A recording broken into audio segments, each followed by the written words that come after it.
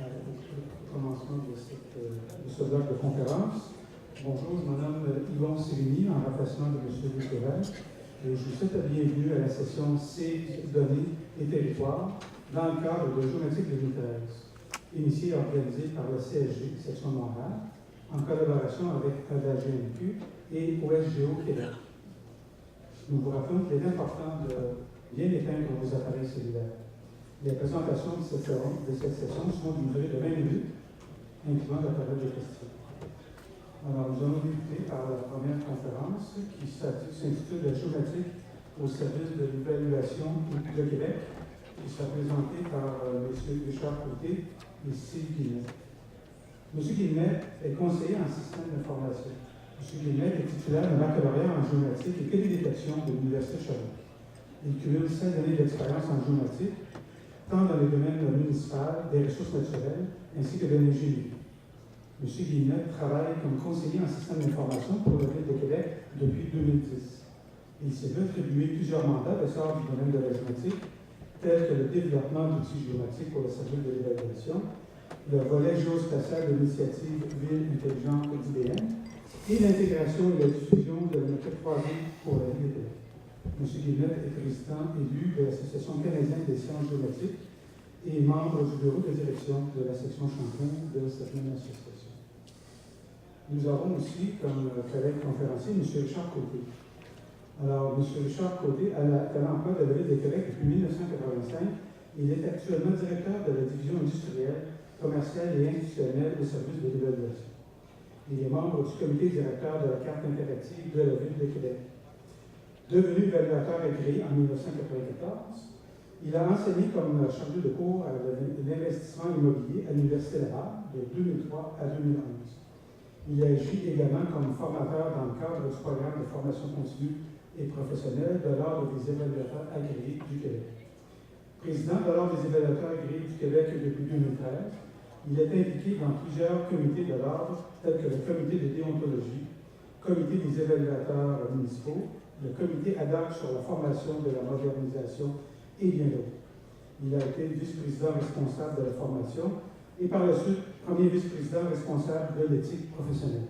Alors, je cède donc la parole à M. Côté. Alors, je vous remercie. Bonjour tout le monde. Ça me fait plaisir d'être parmi vous aujourd'hui et de venir vous partager un peu ce que la géomatique est venue faire ou est venue transformer ou est venue nous aider dans le cadre d'un travail d'évaluateur municipal.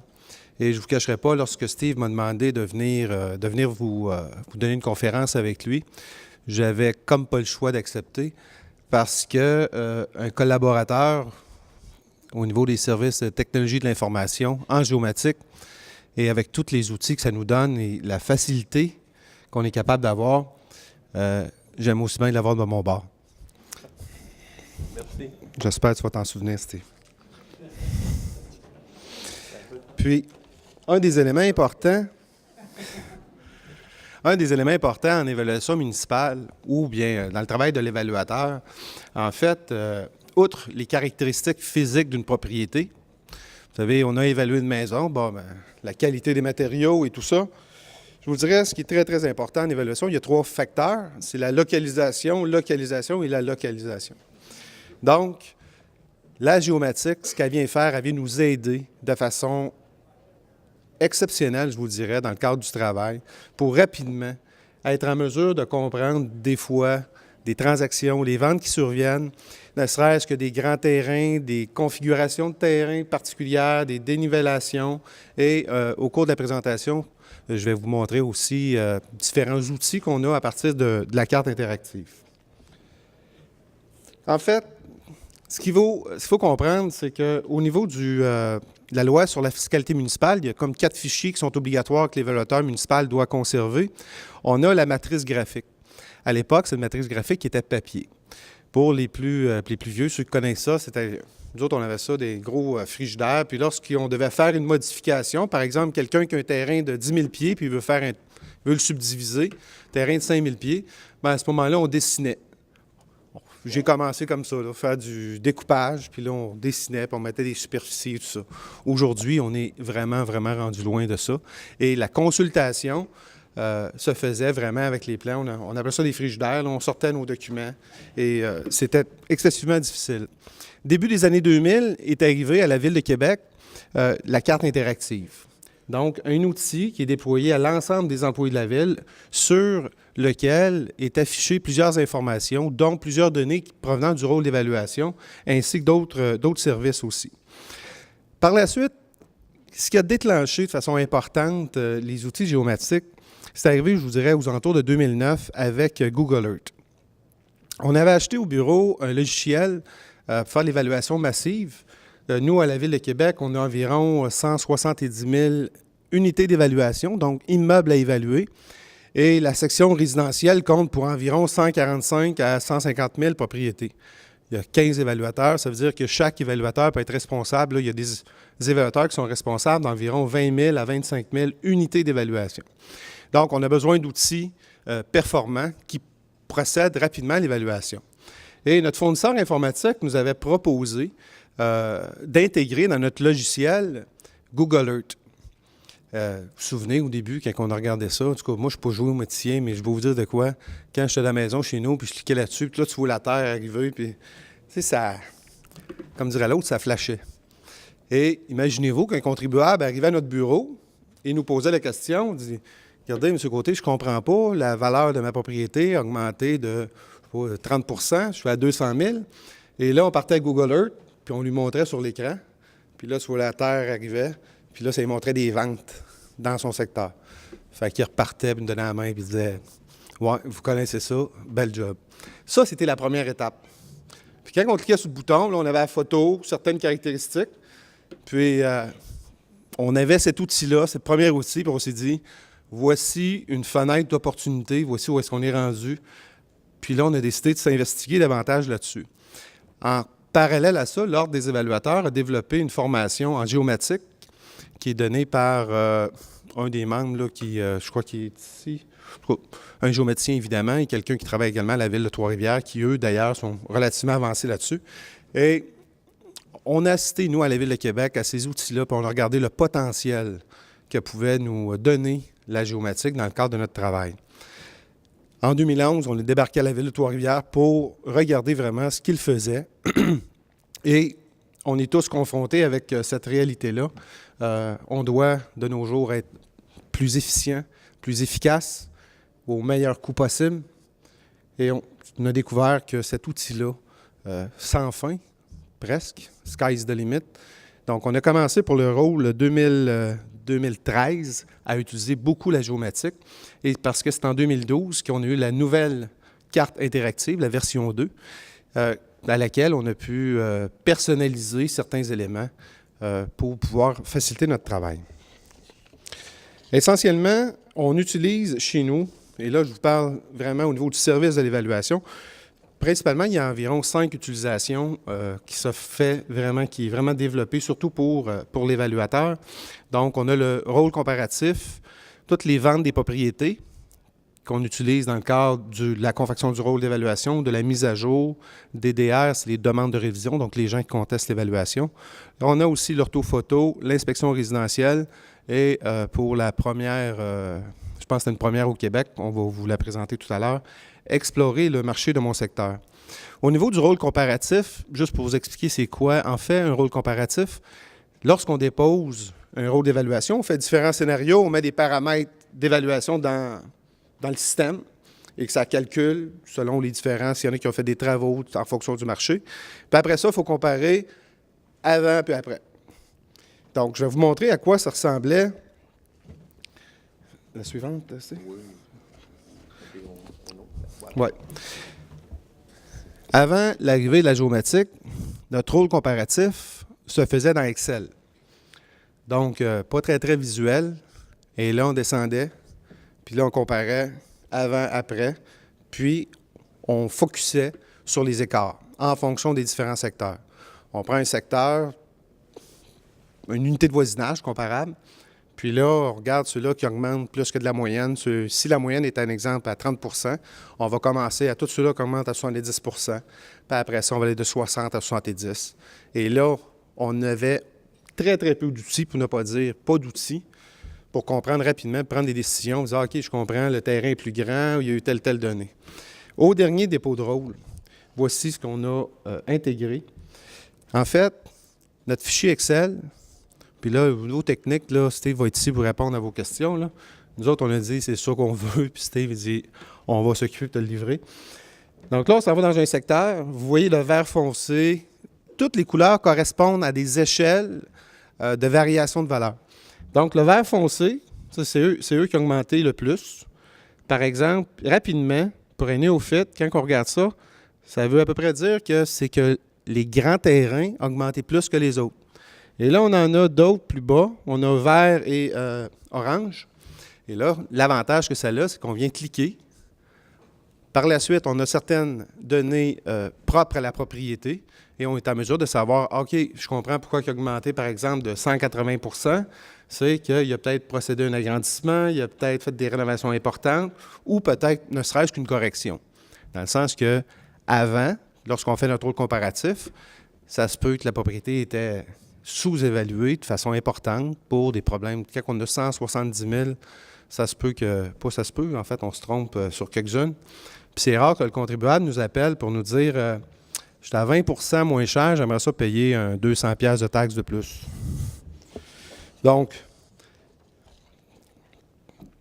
le rôle comparatif a été implanté, puis il y avait deux éléments qui... Attends une seconde, je n'ai pas la main. OK. Il y avait deux éléments. On l'a fait autant au niveau du terrain que du construit. Ça se faisait également dans la division résidentielle commerciale. On pouvait afficher simultanément ou bien individuellement. Un des avantages, ou bien où est-ce qu'on est confronté comme évaluateur, c'est l'équité. Okay? Tout à l'heure, je parlais avec des gens, puis je leur disais, vous savez, il y a une quinzaine d'années, le citoyen était beaucoup moins informé qu'aujourd'hui.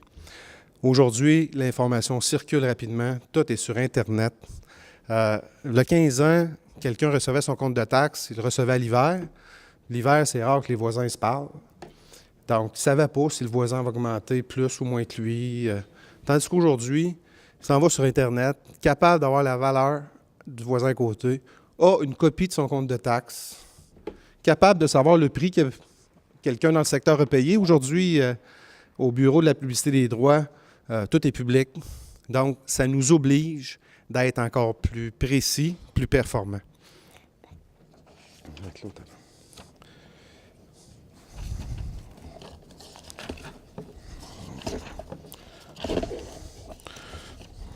J'ai un petit décalage. Tu me rattrapes, là? Oui. OK. Donc. Je suis parti, c'est ça. Donc, reviens à la slide que tu étais. Oh, la bonne place. Oui, exactement. Tantôt, j'ai montré juste, par exemple, l'affichage de couleurs qui faisait référence à différentes échelles. On peut également faire afficher plusieurs éléments, autant au niveau du construit, donc la propriété, un taux mètre carré, différents paramètres, l'âge de la propriété, que d'autres éléments concernant le terrain. Donc, quel est le taux d'évaluation, par exemple, au mètre carré du terrain? Donc, rapidement, on les fait tout afficher. Donc, on est capable de savoir dans un secteur donné si, par exemple, là, je vois des couleurs vertes, c'est eux qui ont augmenté plus. On s'en va à cet endroit-là, on dit, bon, pourtant, il est évalué à peu près de la même chose. Donc, ça nous permet, au niveau visuel, rapidement d'atteindre nos objectifs en termes d'équité.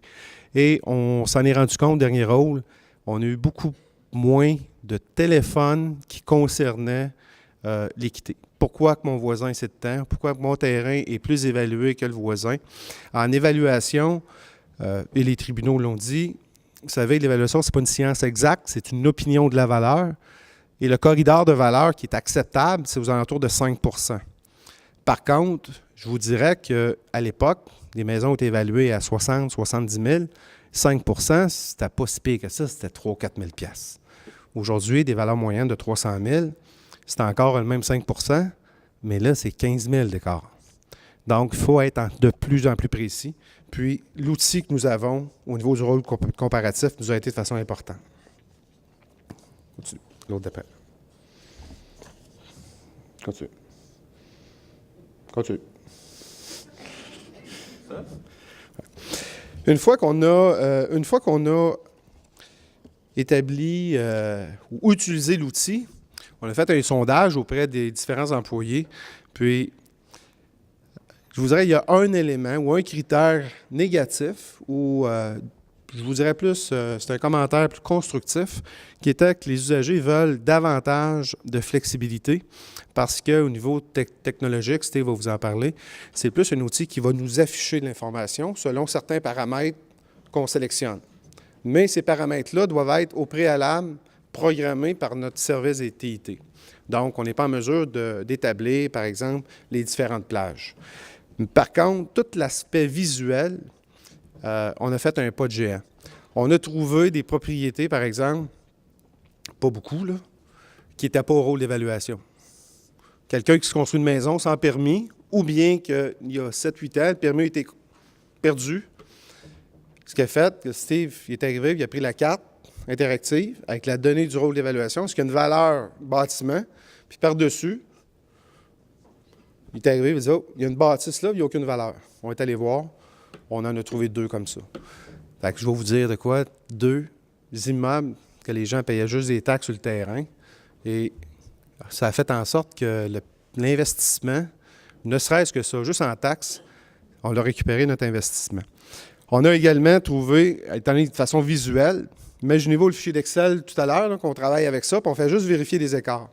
On avait une maison à Charlebourg qui était évaluée, ça n'avait aucun bon sens. C'était une erreur qui avait été faite à l'époque qui traînait. Une maison évaluée, de mémoire, je pense que c'était 125 000 $. Une maison un petit peu isolée, vraiment une belle maison. Lorsqu'on est arrivé au niveau de la géomatique, ça a sorti tout de suite. Quand on a sorti les taux au mètre carré des maisons, on se dit, il y a un problème là-dedans. Il y avait une erreur informatique. Dans Excel, là, tu ne peux pas le voir. Parce que si la maison augmente de 15 % comme tout le secteur augmente de 15 %, c'est beau. Mais ça nous a permis de corriger cette erreur-là par rapport aux voisins aussi. Donc, au niveau technologique, c'était... Bon, bien là, le bout est intéressant. Gentil. Bien, il m'a tout grugé mon temps, il me reste 5 minutes. Mais on va y aller assez rapidement parce que tout le monde comprend un peu comment ça marche, la géomatique. En fait, je l'espère. Donc, ce qui est arrivé pour le cas de l'évaluation, c'est qu'il y avait plusieurs bases de données, des bases de données Oracle, des chiffriers Excel aussi. L'évaluation travaille avec ça. Donc, moi, il a fallu que je prenne toutes ces données-là, des attributs, et que je les associe à la matrice graphique, donc l'unité d'évaluation. On va y aller au complet. Fait que pour faire l'intégration, j'ai pris le logiciel FME.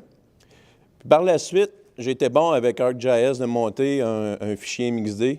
Par la suite, on a converti, j'ai fait le template de la carte avec les données que j'avais sorties. J'ai sorti les annotations que, justement, on avait demandé aux évaluateurs quelle information que je devais mettre sur la carte pour rendre leur travail le plus simple et rapide possible. Parce que dans notre cas ici, on ne voulait pas dénaturer la job de l'évaluateur. On ne voulait pas prendre un évaluateur et le rendre géomaticien. On leur a introduit des concepts qu'eux autres ne connaissent même pas. On aurait perdu du temps. Fait que comme ça, on a fait ça. J'ai suivi le principe « keep it simple ». Fait que, bref, si ma grand-mère était capable, si elle avait été évaluatrice, elle aurait été capable de fonctionner avec ça. Donc, tu ne ressembles pas à ma grand-mère. T'es correct. Donc, par la suite, à partir du fichier MXD, le template a été approuvé par les gens de l'évaluation. On dit c'est ça qu'on veut comme information pour le travail qu'on a à faire. Ce qu'on a fait, on a créé des services web à partir d'ArcGIS Server qu'on a publiés sur la carte interactive. Ce qui est le fun avec cette méthodologie-là, c'est qu'en plus d'avoir leur information pour l'évaluation, ils ont accès aussi à toutes les autres informations, soit de l'ingénierie, les demandes de permis. Ils peuvent avoir le zonage facilement. Donc, ils peuvent croiser beaucoup plus facilement les données. Donc, juste pour vous dire, ça a été simple de faire J'ai mis beaucoup de temps, mais un coup que les batchs sont faits, on peut réutiliser chacune des boîtes. Ce qui est le fun, c'est j'ai fait du C++ auparavant, et ça, c'est vraiment plus le fun.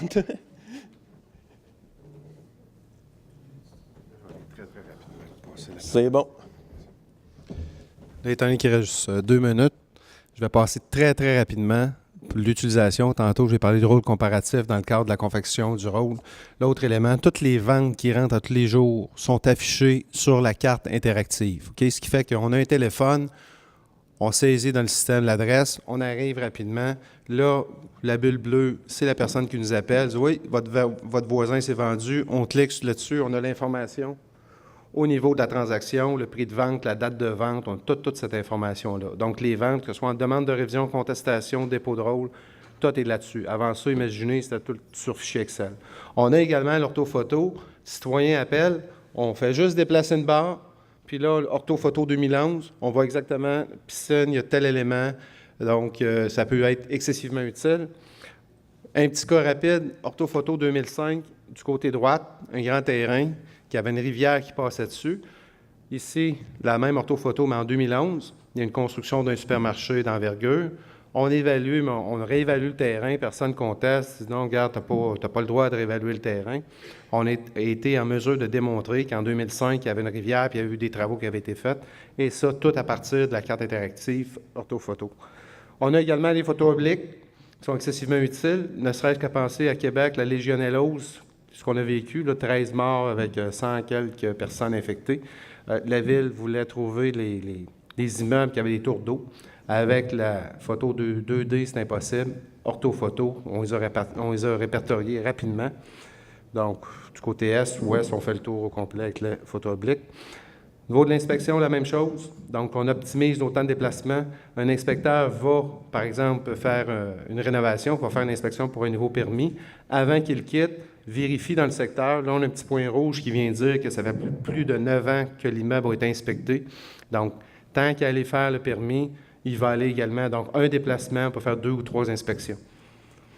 J'espère qu'il y a des décideurs municipaux dans la salle parce que coût-bénéfice, c'est excessivement payant. En terminant, en conclusion, explorer le marché de mon secteur. On avait une commande politique de M. Labaume en nous disant « Je veux, pour le prochain dépôt de rôle, que le citoyen comprenne sa valeur. » Donc, ce qu'on a fait, quand on envoyait le compte de taxe, il y avait un code. Le citoyen s'en allait sur Internet, rentrait le code, faisait « Enter » et on lui présentait les transactions dans son quartier. Il cliquait dessus, il y avait de l'information publique là-dessus. Conclusion, au service d'évaluation, on est excessivement content d'avoir utilisé ça, qu'on utilise davantage. Le seul danger qui nous guette, c'est qu'on doit obligatoirement bien identifier nos besoins parce que tu peux faire à peu près n'importe quoi. Puis, je tiens à remercier les TIT de leur excellente collaboration dans la facilité de notre travail. Monsieur TIT. Merci beaucoup, Richard. Merci beaucoup pour... moi, ça a été court, mais tout le monde a compris. C'est ça qui a été le fun. Merci beaucoup. Bonne journée. Merci beaucoup. Je ne sais pas si quelqu'un avait une question. On avait le temps pour une question. Vous présenter au microphone. Poser. Tabarouette, on est tellement clair. C'était clair et limpide. Merci beaucoup, messieurs. 2 slides, tout le monde a compris. That's it. Merci.